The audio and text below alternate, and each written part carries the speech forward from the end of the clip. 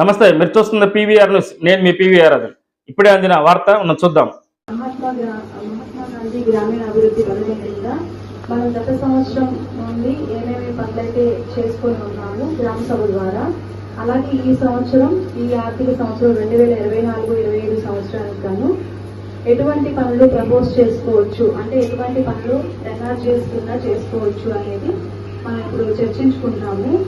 ఈ ఎన్ఆర్జీఎస్ కింద మనకి ఉపాధి హామీ పథకంలో వ్యవసాయ అనుబంధ పనులు ఎలాంటి పనులు చేసుకోవచ్చు అనేది మనకు ఒక జాబితా ఉంది. కొత్తగా ఫీడర్ కాలువ నిర్మించుకోవడానికి, అలాగే కొత్తగా పంట కాలువలు నిర్మించుకోవడానికి, పొలం గట్లపై మొక్కల పెంపకం, రైతుల భూముల్లో కాంపౌండ్స్ నిర్మాణం చేసుకుంటూ, అలాగే వ్యక్తిగత భూముల్లో భూమి అభివృద్ధి పనులు చేసుకోవచ్చు. అలాగే రైతుల భూమి నుండి రైతుల భూమి నందు సరిహద్దు దగ్గర కందకాలు నిర్మించుకోవచ్చు. అలాగే పండ్ల తోటల పెంపకం చేసుకోవచ్చు. రైతుల భూమిలో గడ్డి అంటే పశువులకి మేత అంటారు కదా, అలా గడ్డి పెంచుకోవచ్చు.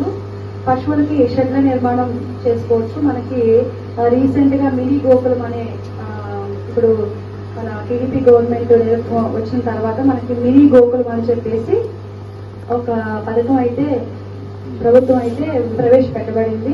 ఈ మినీ గోకులం కింద మనకి ప్రతి విలేజ్ కి ఒక షెడ్ కింద మనకి మండలం మొత్తం మీద 25 షెడ్ల నిర్మాణానికి శాంక్షన్ అయితే వచ్చింది. అలాగే మన గ్రామం కింద ఒక షెడ్ కి శాంక్షన్ అయితే రావడం జరిగింది. కొంతమంది అప్లికేషన్స్ ఇచ్చి ఉన్నారు. అప్లికేషన్స్ మొత్తం స్క్రూటినైజ్ చేసిన తర్వాత మొత్తం అన్ని కరెక్ట్ గా ఉంటే ఒక షెడ్ నిర్మాణానికి మన ఊరి కింద శాంక్షన్ ఇవ్వడం అయితే జరుగుతుంది. అలాగే కొంతమంది అప్లికేషన్స్ ఇచ్చారు. మిగతా ఎవరైనా ఇంట్రెస్టెడ్ గా ఉన్న వాళ్ళు కూడా ఆ షెడ్ నిర్మాణం.